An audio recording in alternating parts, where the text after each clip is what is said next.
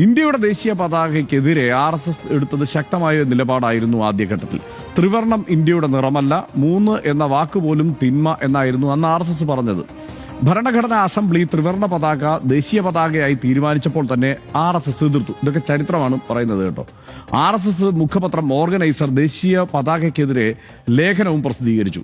ചെങ്കോട്ടയിൽ ത്രിവർണ പതാകയല്ല കാവിക്കൊടി പാറണമെന്ന് ആവശ്യപ്പെട്ടു. അതൊക്കെ സ്വാഭാവികമാണ്. ഒരു സ്വാതന്ത്ര്യത്തിലേക്ക് എത്തുന്ന ഘട്ടത്തിൽ വിവിധ വിഭാഗക്കാരുണ്ടാകും, വിഭിന്ന ആശയക്കാരുണ്ടാകും, അവർക്കിതൊക്കെ ആവശ്യപ്പെടാം. അപ്പോൾ അന്ന് ഈ RSS ആവശ്യപ്പെട്ടത് ഇതായിരുന്നു. 1947 ജൂലൈ 17 മൂന്നാം ലക്കത്തിലാണ് 3 നിറമുള്ള കൊടി ഇന്ത്യക്കാർക്ക് മാനസിക വിഭ്രാന്തി ഉണ്ടാക്കുമെന്നും രാഷ്ട്രത്തിന് ഹാനികരമാണ് എന്നുമാണ് അന്ന് ഓർഗനൈസർ എഴുതിയത്.